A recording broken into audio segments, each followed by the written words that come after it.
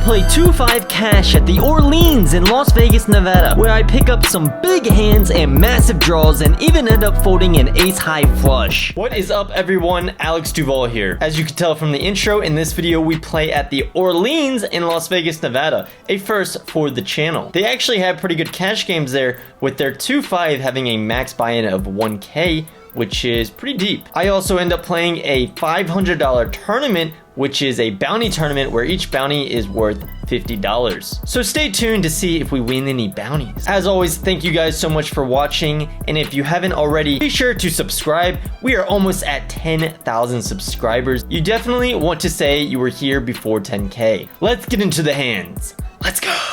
I sit down at a brand new table and buy in for the max, $1,000. In the very first hand of the night, I have a very beautiful hand, 9-8 of hearts. The under the gun player raises to $20. There is an early position call, and we just call on the button. A case could be made for squeezing here, but the early position caller was short, and we really don't want to get 4-bet here. The small blind and the big blind both end up calling as well. The flop comes queen, 4, deuce. With 1 million people in the hand and $100 in the pot, action checks around to me. No need to bluff here, I happily check back, and the turn comes the 9 of clubs. Action once again checks around to me, and at this point, I definitely feel like I have the best hand. I put in a small bet of $40. Just the under the gun player makes the call. The river is the 10 of diamonds. My opponent checks, and no reason to bet here. I check back, and they show ace, 6 of clubs, so they turned a flush draw, and we will win with a 9. In the next hand, there is an under the gun shadow for $10, and I have queen 9 off in the big blind. There are several calls, and it makes it back to us, and we complete for $5 more. The straddle checks. In terms of GTO, I should really just be folding here. Queen 9 off is a pretty shitty hand, especially multi-way, but I decided to gamble. The flop comes jack 8-8. Action checks to the hijack, who bets $30, and the button makes a call. I have a gut shot multi-way. I could certainly just fold here, but it also seems like a pretty good spot to raise and take this pot. We do have outs to win. I could certainly have an 8 in the big blind, way more likely than one of the early position players who are limping, and I can definitely get a jack to fold if I bet 2 streets here. I end up raising to 140, and something really unexpected happens when the straddle under the gun player makes the cold call. The hijack and the button fold, and the turn is the 6 of spades. My opponent has their chips stacked in a really weird way in this hand, but they have about $600 left. At the time, I was thinking my opponent could certainly just have a jack. They were the type of player that would cold call a jack in this spot, but in reality, they probably aren't doing this too often with anything but an 8. That doesn't stop me though, as I tried to continue and bet $200 into about $400. My opponent goes all in for about his remaining $600 total, and I have to make the fold. My opponent ends up showing the 10 of spades and eventually shows his other card to the rest of the table, which I make him show one, show all, and obviously he has an 8, 10-8 of spades. I was also encouraged to raise the flop here, as my opponent looked like he was just calling until he saw I hadn't acted yet. As we have learned in the past, these reads can be pretty unreliable, and that was definitely the case in this one. Sometimes you have to make wild bluffs like the last hand to get rewarded, like in this hand, where I pick up pocket kings. At this point, we have played 1 orbit, and we are back to the under the gun player to my left from the last hand, straddling for $10 again. Once again, there are several limps, but we have a legit hand in the big blind and make it $70. The under the gun straddle 3 bets to 215. Being about 1K effective here, really nothing to do but go all in. My opponent makes a call pretty quickly. Let's hope he doesn't have aces. The flop comes 7, 6, 5. The turn is an 8, and the river is a 5. My opponent shows ace jack off. Was not expecting to see that. They really overplayed ace jack off here by 3-betting, which is already pretty crazy, and then calling a 4-bet, which is really crazy. But hey, I'll take it. In the next hand, I have ace 10 of spades in middle position. There is an under the gun open to $20. Early position player makes a call, and we decide to just make the call here. Could certainly 3-bet squeeze, but really don't want to get 4-bet with this nice suited ace. The big blind also calls, and the flop comes king, queen, 7, 1 spade. Action checks around to me, and I decide to bet $50. There are a ton of good turn cards here, like a jack being the best for the nut straight, any spade, And an ace wouldn't be too bad either. We can put a lot of pressure on one pair type hands as well. Just the under the gun player makes a call. The turn is one of those nice cards, the 3 of spades. This time, however, my opponent leads for $100. Calling a flop raise and then leading a turn like this is really not something you should be doing, and while it doesn't really make much sense, I'm just going to make the call with my nut flush draw and gut shot. The river is the 4 of diamonds. With about $400 in the pot, my opponent bets $300. Of course, all of our draws missed, so nothing to do here but just make the fold. My opponent goes on to show king, queen off for top 2 pair. He certainly played it pretty interestingly. I would have definitely check raised the flop and not led the turn. Next up, I have ace 7 of hearts, and there is an under the gun limp for $5. Action folds to me on the button, and I raise to $20. The small blind, big blind, and the under the gun limper make the call. The flop comes pretty great. 8, 6, 5, 2 hearts. We flop an open-ended straight draw and the nut flush draw. With $80 in the pot, the big blind leads for $30. Under the gun folds, and I don't really see much reason to raise here. I just make the call on the button. The small blind also calls. The turn comes the 8 of diamonds. Not a great card considering the small blind or big blind could certainly have an 8. This is reinforced when the small blind leads for $65. This time the big blind folds and action's on me. No reason to raise, I just make the call once again. The river is the 8 of hearts. With about $300 in the pot, we get there with the nut flush, but any pair makes a full house. My opponent once again bets, this time $100. This is a very small bet, leaving about $200 behind in his stack. Although I am getting a great price, I really just can't imagine what I'm beating here. Like I said, any pair is a full house, which of course beats my flush. My opponent also has a lot of 8x in their range, which would be quads. Old me might have just made the call here, but disciplined me makes the fold. And disciplined me is immediately punished as my opponent shows ace jack of spades. For whatever reason, they led the turn multi-way, and come to find out from them, led the river to get me off an ace. Their shenanigans paid off this time, more than they know. In the last hand of the night, I have 7, 6 of diamonds, and I raise an early position to $15. There are 3 calls, and the big blind 3 bets to $55. With several people calling in this hand, this guy's 3 bet is a very bad sizing,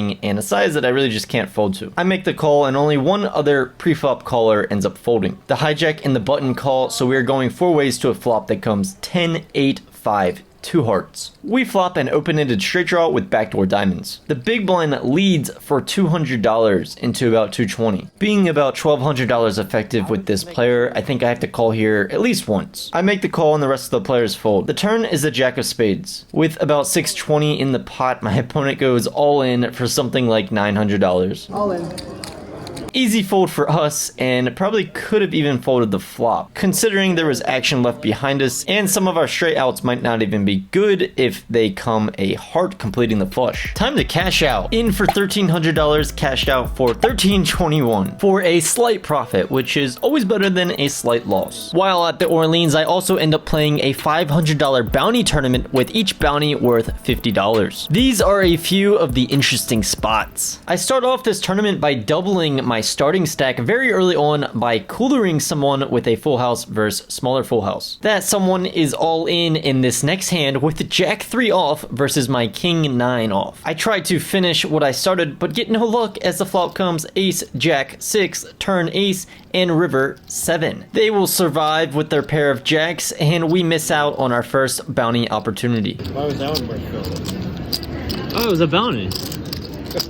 In the next hand, it is level 3, blinds are 200, 300, 300, and we are about 15,000 effective, which is about 50 big blinds. I pick up ace queen of clubs on the button. The cutoff raises to 800. At the time, I thought this was just a call, but if we look at the charts, we would be wrong. I am here on elitepokercoaching.com, or EPC. This is one of the training sites I like to use for poker, and we can see ace queen suited on the button versus a cutoff open is just a pure 3 bet. The hands we want to just call are ace jack suited and ace queen off. I am very active in their Discord, posting hand histories all the time. If you want to take your tournament game to the next level, consider joining by hitting the link in the description. It's a product I use every day and truly believe in, and the coaches are really good, like Rob Kuhn. As you can see here, there is tons of video content, and most helpful to improve preflop game ranges from 10 big blinds to 100. We do end up just calling in this hand, which isn't a huge mistake by any means, and the big blind calls as well. The flop comes ace 10 4 2 hearts. The cutoff continues and bets 1100 into about 3000. I decide to just make the call and the big blind folds. The turn is the deuce of diamonds. This time my opponent checks. With top pair second to best kicker here, we're only really concerned about ace king. We unblock all of the draws, so we are definitely going to want to put in a bet here. I go big, 4000 into about 5100. Need to charge those draws and any ace-x and set up a river jam. My opponent goes deep into the tank before deciding on an all-in.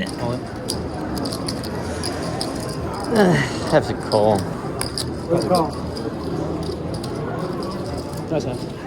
We are far ahead as my opponent shows ace 9 of spades and the river comes the 4 clubs, securing our first $50 bounty. As you could tell, I certainly didn't feel amazing about calling, as we could have certainly been beat or up against a hand with a ton of equity, but it didn't take us too long to do what we had to and make the call. I collected this seat placard, and shortly after, the floor person came up to me and gave me $50 directly. In the next hand, it is level 4, blinds are 200, 400, 400, and Under the Gun 2 opens for 1000. We are about 20,000 effective with this player, and we cover them, and they have about 50 big blinds. With ace 5 off in the big blind, we are certainly going to make the call and see a flop, which comes 8 4 3 2 hearts. I check and my opponent bets 1300. With draws such as a gut shot and backdoor hearts for the nut flush and an overcard, we are certainly not going anywhere. We make the call. The turn comes the 5 of hearts. We now have a pair and are getting closer to a flush. This time my opponent bets 2500. With a pair of 5s, we now have value, so I don't really think it's necessary to raise. I just make the call. The river comes the 4 of hearts. I really consider leading here, as obviously now we have the nut flush, but this opponent was certainly quite loose, so I could see him bluffing here. I check, and unfortunately he checks back. He shows ace deuce off, so he turned the wheel. The poker gods punished him for opening so wide pre and gave us the flush. What's up, guys? We are on our first break. I have about 50,000 chips, a little bit more than that, which is really good. As you saw, the first hand we played flopped a boat versus my opponent's rivered boat. That was nice, and did not get her bounty. Unfortunately had a chance. As you saw with the king 9 off, she decided to jam jack 3 off. Questionable jam, and she hit a jack. But then we did get a bounty from the ace queen of clubs hand. That was a good hand. And then the ace 5 hand was pretty interesting. He turned a straight with ace deuce. He opened ace deuce off early position, something certainly to note there. And we rivered the nut flush on the river. Maybe there's a case for leading there. Not really sure. Really not sure. I mean, the board was paired, and this guy could have just been bluffing his mind off, so I think checking's fine. I'll have to run the hand later, but so far so good. Things are going pretty smoothly. Let's keep it up. Let's win. Let's go. We come back to level 5 from our break, but it isn't until level 7 where we get our next chance for a bounty. We have pocket aces, and the Under the Gun player opens 3x off of 15 big blinds. We trap and just make the call on the hijack, and everyone else folds. The flop comes 9-9-4 flush draw. My opponent open jams, which we snap call. Expecting to be way ahead here, they show ace 9 off. They flop trips, and I can't believe it. The turn is the deuce of diamonds, and the river is the king of clubs. Although it wasn't a ton, every bit counts in this turbo tournament, and it really hurts when a bounty was on the line. One level later, we have another chance at a bounty when the hijack limps for 1 big blind off of a 20 big blind stack. The small blind completes, and we have ace queen off in the big blind. Don't want to raise here and get called by some BS. I just want to jam and take it down, and maybe even get called by a hand that we're owning, like ace jack, king queen, or some kind of Broadway. The hijack ends up making the call and shows pocket 5s. It really sucks to be flipping in a 40 big blind pot against players I feel like I have such a big edge against, but here we are. The flop comes jack 8-3. The turn is the 10 of diamonds, and the river is no help, the 4 of spades. And just like that, within a few hands, we've lost most of our stack. What is up, guys? We are on our second break. Not a good level for us. As you saw, we lost aces versus ace 9 off. He opened Under the Gun off of 15 big blinds, with ace-9. We just followed with aces. He hits a 9 on the flop, just jams. We snap call and lose. And then we lose ace-queen versus pocket 5s. This guy has been so annoying at the table, verbally annoying. And he limps on the hijack. We jam ace-queen after the small blind calls. We jam ace-queen in the big blind for 20 big blinds effective. And he calls with pocket 5s. If he's going to limp call, don't think that's really good. I'm going to be jamming bigger pairs than that. It is what it is. We now have 20,000 in chips, which is about 15 big blinds. And that is essentially starting stack. So it could be worse. Let's double up and keep doubling up. Let's go. Nothing happens for a while and we get down to crumbs or 10 big blinds and get moved to a new table after the end of late reg.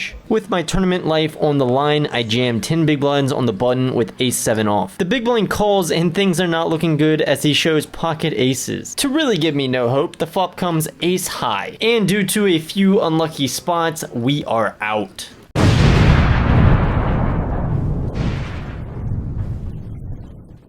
Why was that one worth filming? Oh, it was a bounty.